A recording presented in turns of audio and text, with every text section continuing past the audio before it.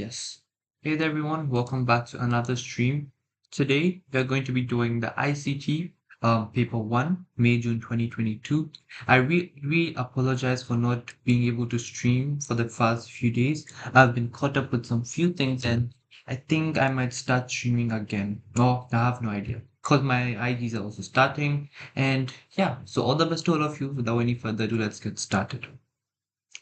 First question. Circle two network devices. Okay.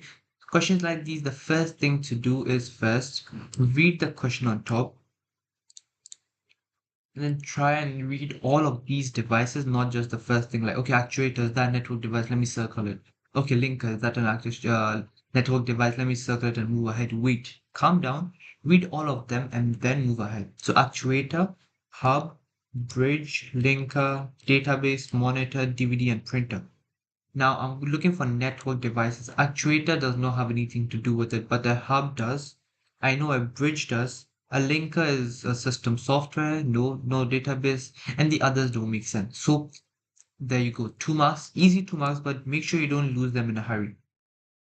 Complete each statement with the most appropriate item from the list. There you go. They have literally given you the item. Choose from there and move ahead. Your answer must be different in each case, so you're not supposed to repeat them. That's common sense, but yeah. The physical components of a computer. Now, I'm not going to stress too much here. I know you guys know this already. This is hardware. Programs and data are examples of software. Then a small application performing one or two simple functions is called. Now, this is something that even if you don't know, you can try and get from the list. Because like ADC, analog to digital converter, it can't be that. I know what a router is, that's not it. I know HDD and SSD are not this. A sensor cannot be this. So the only one that I'm honestly left with is an applet. So that's the one that makes the most sense, and that is indeed the correct thing. Because applications are basically apps, right? And an applet, so that also kind of hints you to it being an applet. So, okay, an input device used in measurement applications. Okay, so measurement applications. I know it's an input device, so it can't be HDD or SSD because these are storage device, router, and ADC are like network devices and all. So that leaves me with sensor. So you can have the elimination method or you can just know it. I prefer going with you knowing the knowledge and then using your elimination method to check whether you're correct or not. Identify two devices which are commonly used in control systems. Now, control systems usually have actuators. They have analog to digital converters and digital to analog converters because the computer understands the data in digital form, whereas control systems understand data in analog form. So you can have both of them. You can also have a computer or a monitor. That's something you can't say. To be honest, if I was writing the paper, I would have maybe said motors also. I don't know, maybe. But then that's actually not acceptable, even though that makes sense. So I don't know if the examiner would have considered it for you, but I don't know. Yeah, so just stick with the four right here for control systems. Many laptop computers, okay, use the cloud to store data, okay, something on cloud.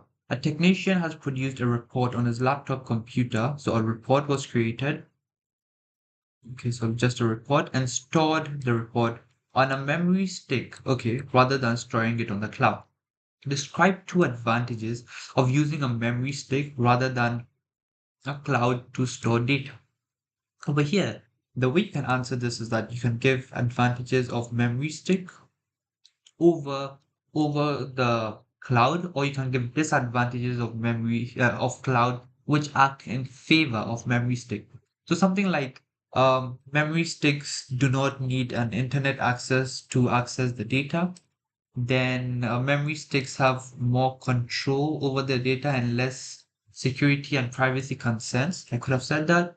Uh, Memory stick does not have issues. Okay, so when the data is being transferred on the memory stick does not have issues transferring due to internet. Something you could definitely say, yeah. So yeah, for 2 marks, quite easy. You can get that. Many bank cards now use contactless technology. Describe the advantages and disadvantages of using these cards rather than cards that use chip and pin. So because we are okay, so basically we are here talking about advantages and disadvantages of contactless over using chip and pin. Okay, so uh, can I go? Okay, I can do that. So it's 4 marks. So going with the 2-3 method or 3-2. My suggestion, go for at least 5 points if you know them. Okay, even if you don't know a point, just stick it down there if it makes sense. But at least 4 points to get the 4 marks, four sensible points. So if I'm using contactless cards, right, they will have less wear on them. They'll like wear less because they are not touching a physical reader. There's faster transaction. Okay, faster transaction because you're like just tapping it and then you move ahead. What else could we say for contactless? Okay, so it prevents shoulder surfing, because instead of chip and card where someone can see you entering that your PIN, because it's contactless, there's no issues with that. So I have three here. Let me look for two here. Two is that if someone loses their contactless card, others can remove, like take money from it. um, okay, and also one more thing with contactless cards is that there's a limit on how much you can spend. So limit on how much you can spend. What else can I think of? If stolen by others, money can be, yeah, so I did mention that. So yeah, these are my 5 points I was talking about. Let me just check if there's anything else.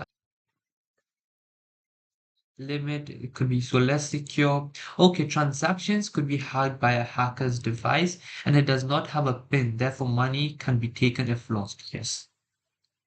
Oh, and advantages is that it can be read from a pocket as well because it's contactless, right? Moving on, style sheets are used in web pages. Okay, so now this has something to do with HTML, website authorizing, right? Explain the term style sheets when used in web pages for 2 marks. So you know that style sheets are where you like type in the CSS coding and everything, where they like describe how the presentation of the document will look like. So what you could say is that firstly, whatever it has to do with like website thing, just and it's if it's not mentioned in the question, tell them which layer it is part of. So first of all, you could start with that style sheets are part of the presentation layer. It enables the present, like it separates the content from the presentation. So it separates the data that's there versus the formatting that's given to the data. And it's also used to describe the presentation of a document written in HTML. So basically what I said right now. Explain the differences between attached style sheet and inline style sheet, style attributes. Okay. For 4 marks, going with the five. Okay, there's no even 5-3 approach. Just give 4 solid points or 5 points just to be safe. So what we could say is that task style sheets are separate from the web page as they are written in an external, I don't know, page, whereas inline style attributes are written and found within the web page, right? You can say is that when changes are made to an attached style sheet, it affects all the HTML that is attached to it, whereas inline style attributes only affect the particular tag that it's part of. You can also add inline style attributes have higher hierarchy due to the cascading style sheet order. So they are used to override the attached style sheet. A tile style sheet can also be like applied to multiple pages. So like I have one style sheet and I can link them to multiple web pages, but inline style attribute can only apply to one web page. You can even say like one part of the web page or just one web page. You can say yeah, so task style sheet attributes are written usually like in CSS, right? But then style attributes are always written within, like inline are almost always written within the HTML tags.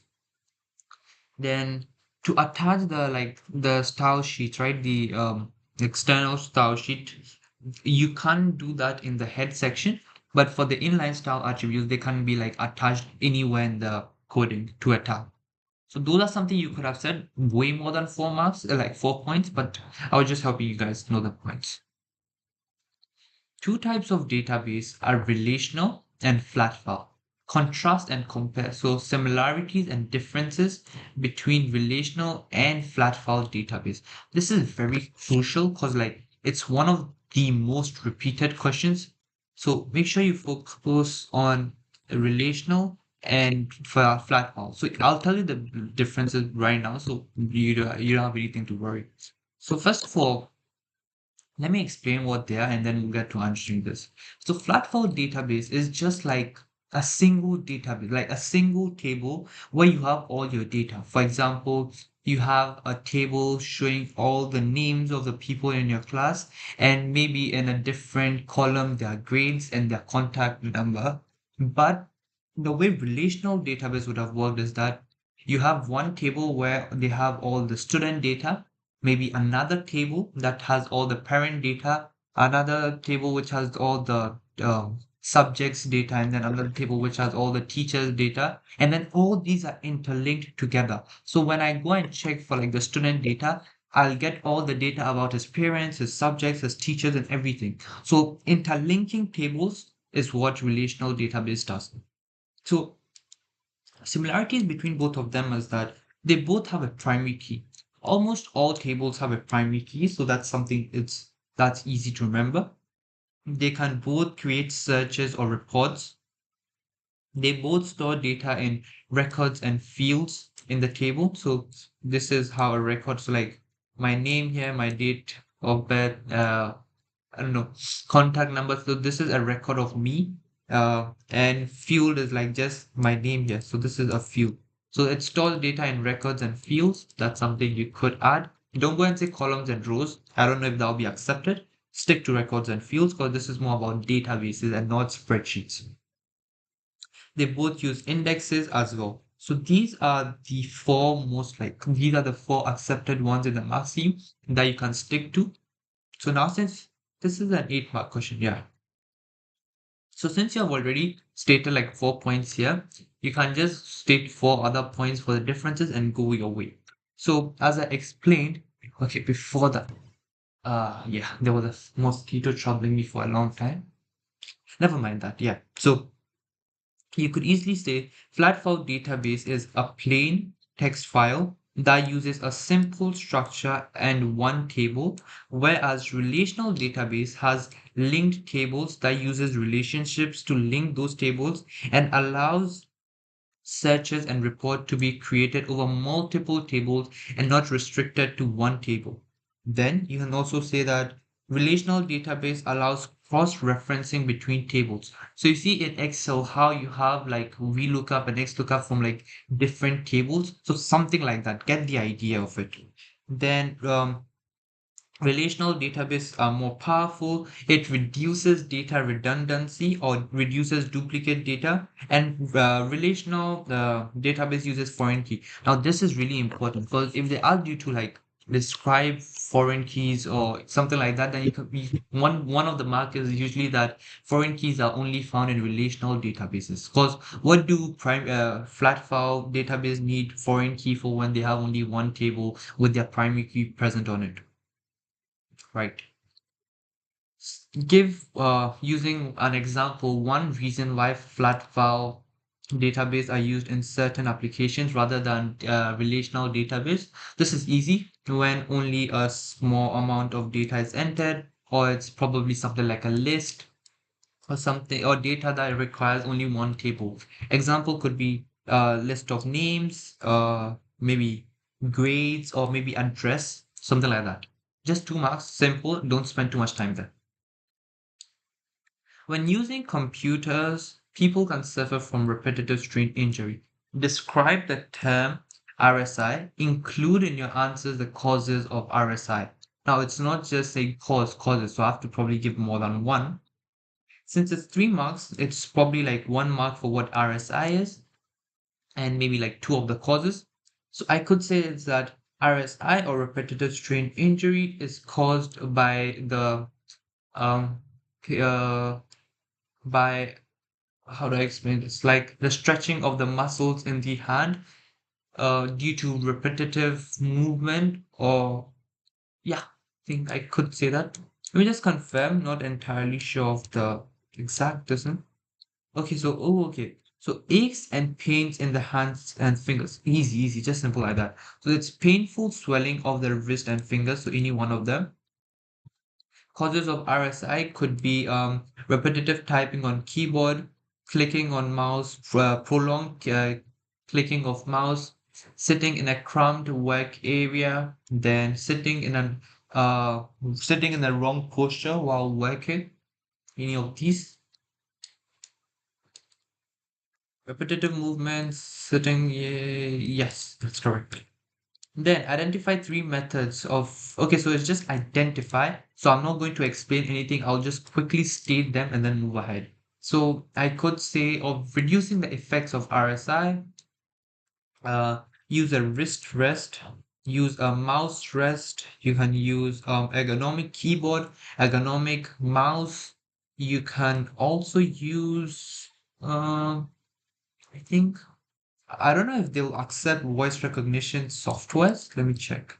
Because usually it is part, but it's not part here. Okay. Okay. That should be accepted too. So take regular breaks, exercise the hand and fingers, use ergonomic chair, blah, blah, blah. Easy, just 3 months. Okay. Martin, who is the teacher, is creating a multimedia presentation to explain a topic to a student. He produces a master slide. Write down 4 objects, okay, that he could include in the master slide. Okay, this should be something easy. He can include an image, probably a logo, probably text, maybe videos or animation. He can include maybe lines to format his slides. What else? Headers and footers, automatic slide numbers, right? So these are something that Martin could definitely add, or Mr. Martin, if you prefer. Okay. So I didn't add link to other slides, but that should be part link as well, right? Martin wants to record a message for his students. Okay, so record. The students will be added to the presentation. Okay, added. They will listen to his voice to make sure sound of the quality is good. Name 2 devices that you need. This is like no brainer. You should be able to do this without any like you should just know the answer. If you're recording, a microphone. If you're listening, then a speaker. But wait, I could also have a sound card over here because I'm adding it to my presentation. So my computer should have the capacities to like add it, right? So you can definitely add sound card as well. Martin will need to use software to create different types of content before including them in their presentation. Name 2 types of software that he might use, and for each one, write down what he would use it for. Okay. So he's creating a newsletter. He's adding maybe videos, maybe voice, as he said, maybe images, maybe text as well, because newsletters should definitely have text. So he could start with maybe word processing softwares in order to write and format the text that he will add to his newsletter. Oh, okay, sorry, I think I was supposed to write that here. My bad. Then, uh, you see, in ICT, when we are supposed to create like newsletters and everything, like Word documentation, like the paper 2, the first part, right? You usually add these things as well. Charts, right? Sometimes I could use a spreadsheet software to create graphs and charts to add effect to my this thing. I could say that. I could say maybe maybe video editing software to edit the graphics and animations of the video and add it to the newsletter. Maybe I could say maybe sound correcting software or audio software to correct the quality of sound and check whether everything is working or not. I could also use image correction software. There's a particular name. Let me just check. Oh, image editing software. Yeah, to prepare images for inclusion, to type, to record, to change the video, to create. Yeah, that's all there. Let me just remove this. Okay. A river authority is concerned about the levels of pollution in a major river. The quality of the water in the river needs to be monitored using sensors. Name three sensors that could be used to measure the pollution in the river. Okay, so I'm thinking something like a pH sensor, to acidic, to alkaline, or what? Maybe oxygen peer sensor, how much oxygen is coming in there, how much is going, is carbon dioxide too much or something. Maybe light sensor. I could also have the sensor that is something like that, if you didn't know. Turbidity, there you go. Discuss the advantages and disadvantages of using computers to measure the pollution in the river rather than humans measuring the pollution. Now, this is a 6 mark question, which is also repeated a lot of times, and it's usually the same answer, just with a different scenario, which I don't think I really need to mention the scenario, but even if you do like get it from here, that will be correct. So advantages, maybe three. Okay, so we go with the 4-3 method. So I could have they work 24/7. They don't forget to take a reading. They can take reading in places where humans cannot go. They can take reading in places. Okay, it takes more accurate and faster readings at a particular time interval, I guess. It can automatically create graphs and sort the data for humans to easily understand. Then gives humans the ability to do other tasks also, I guess. Not too sure about this point, but yeah, it should be correct. I don't know, maybe. So disadvantages could be that so what happens is that, let's say you have like a sensor in the middle of a village. The village boys will come and then tamper with it. So the sensors could be tampered with due to vandalism, I guess. Then if the sensors do not work, then there's no, how do I put it in words? Okay. So maybe the sensors, right? Maybe they are not able to function well due to the toxic environment or changes in the weather or something. Um, then if they okay, so if a variable or condition that they are not familiar with is introduced in the environment, they might not be able to record that also, maybe, perhaps. Let's check. More accurate, doesn't forget, automatically process, more points as humans. Reading can be taken at more points as many humans are needed. Would be impossible. Data analyzed continuously. Okay, more frequent, safer, and better response time. Yeah, and I don't think I talked about these. Fewer humans required, therefore reducing cost. Can be placed in remote. Could not. Computer responds less to unusual circumstances. Computer equipment can be more susceptible to atmospheric, and then I talked about this. Yeah. Moving on. Let me quickly drink water before we move on. Just give me a second.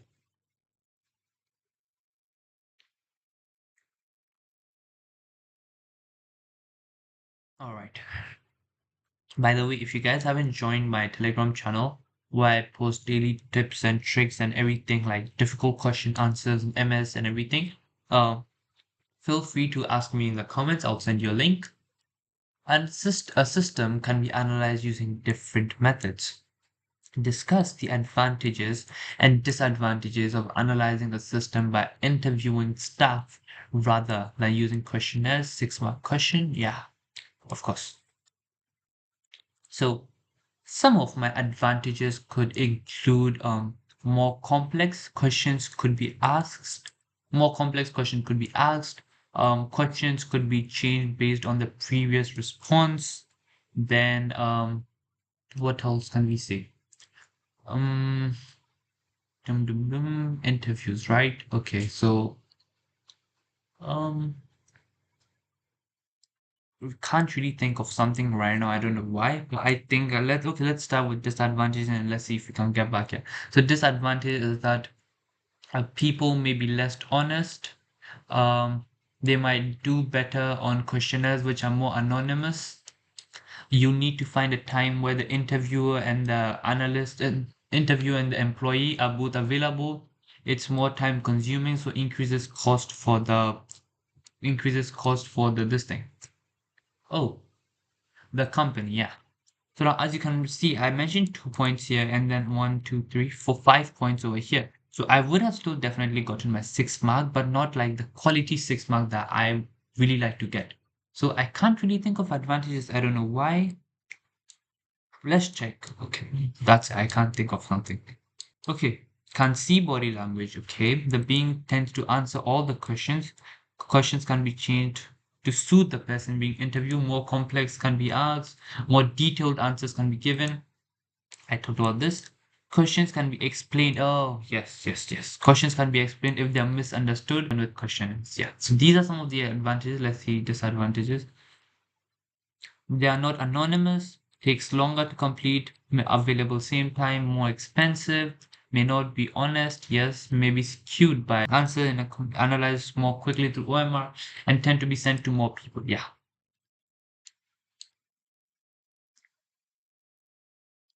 Moving on. Many company computer network system uses Wi-Fi as a communication system to help prevent the issues of tripping over trailing cables. For each of the following physical safety issues, describe 2 ways to prevent them from happening. Fire, you can't keep CO2 fire extinguishers nearby, have cooling systems, have effective ventilation in the room. Electrocution, do not keep liquids near the computer system. Then do not put too many components into one plug causing oh no, insulate your wires. Yeah, insulate your wires to prevent electrocution. Those are some things I would have said.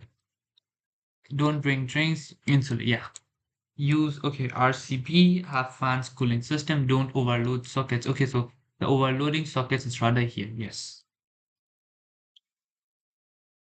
A common use of home computers is online gaming. Describe 3 e-safety measures that could be taken when playing games on the internet. Okay.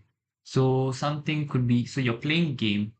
So of course you wouldn't want the other person to know your real name. So use an alias name or slash not your real name. That will give you 1 mark. Then do not share personal data with people you don't know online. Then respect others and their respect others online. Use appropriate language when communicating with others. Then block or report any cyber bullies. Any of that should be correct. Respect, report, reduce. Okay, okay. 10 on privacy settings. Don't give a yeah. Mention those definitely. In order to log into online gaming, a user password and ID is needed. Explain what is meant by a user ID and password and why this is needed. I have no idea why they haven't highlighted the and it's really important.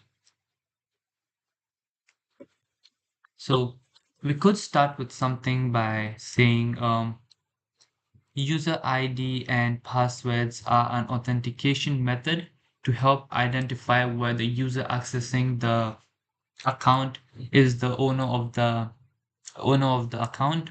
You can say user ID is used to identify the user, and then passwords are used to verify whether the account belongs to the user, prevents unauthorized access, and adds an extra layer of security. That is something I would have said. Part of the authentication system, yes, needed to improve security. So I did say adds an extra layer of security, so that should be counted. Okay, combine, they're unique. There's an identifier for the user. Password is a string of characters. Passwords verify the user in the authentication process, right?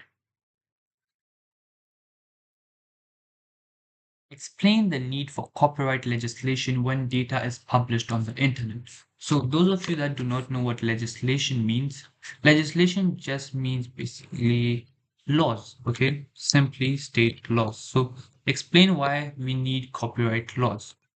Now, this is something that can come in maybe the May-June paper 1, 2025. The reason why I think it can come is because it's usually the things that I am bad at that come in my exam paper. And this is something like I am a bit weak at. Like, the thing is really easy, but I have difficulty memorizing like this particular question. So that's why maybe it can come. I know that doesn't sound logical, but then you have that instinct where logic does not work. So we could say that let's begin with what copyright legislation is. Copyright is the legal and exclusive right to copy or permit to be copied of some specific work. If you own the copyright on the content of a web page, someone else cannot make a copy of it without your permission. Copyright usually originates with the creator of a work so that his work cannot be sold, traded, or inherited by others without his permission. If you blog, take pictures, publish music, or otherwise produce copyrightable content, you legally own that content and can decide what to do with it. And you can also decide whether you want other people to use your this thing or not. Then, uh, support the original producers of the software and content and ensures they can make a profit from the data or their IP. So that's something I could have said. Describe methods that software producers use to prevent software copyright being broken. So formats should usually be like give two and then be like 11114. But I usually go with write two, explain two, get my format there, but still write extra one or two, just the names in case like just to be safe. So you could start with serial number, and an explanation could be when a new software is bought, users are required to enter the serial number to authenticate whether the software bought is real or not. You could also use holograms because most softwares that are real have a hologram uh, tag or image on them, which are usually not on pirated copies because they're expensive for pirates to put on them. You can also have think this thing, what's it called, terms and conditions, so that when the software is downloaded the user agrees to them, so that in case anything is found against them, then a case of they could be fined for that. So these are some points you could definitely go for here. Email are used by people to communicate with others. Copyright and using acceptable language in the email are two of the constraints that affects the use of email. Describe four other constraints that affect the use of email. These are etiquette, then local guidelines set by an employer, cultural offenses, password protection does not allow people to see the contents, using email for marketing purposes, and the laws within a country. So these are some constraints of using email. Describe two rules of using acceptable language. Okay, in emails. So describe, not just state. So state it and then give it some small explanation. So you could say that um, do not use sarcasm or humor, as this could not be understood over text by some people. Do not use capital letters, as this could be considered as shouting. Use appropriate and formal language. Make sure to have email headers and subject everything proper. And do not use slang as well, maybe. So that's something you could use here. Okay, the manager of a medical center keeps the doctor's stock records in a database. The stock for any item is not allowed to fall below 15 items. So number of stock cannot fall below 15. Okay, so this probably has something to do with reordering or something like that. And the manager keeps a maximum of 100 in the stock. The table shows examples of the stock. As data is entered, it needs to be verified and validated. Okay, explain why verification is correct. So that when the data is entered, it is error free and matches with the data in its original document. Let me check that matches the original. Yeah, there you go. Okay, write down the field name from the table that would give the most appropriate of each validation check. Okay, so check digit length and type. For check digits, that's usually serial.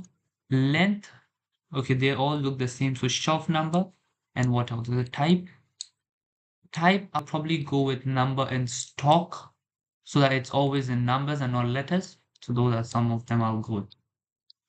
Name the most appropriate field from that could be used as a primary key. So primary key, can it be name of item? Probably not. You can see this one and this one repeats.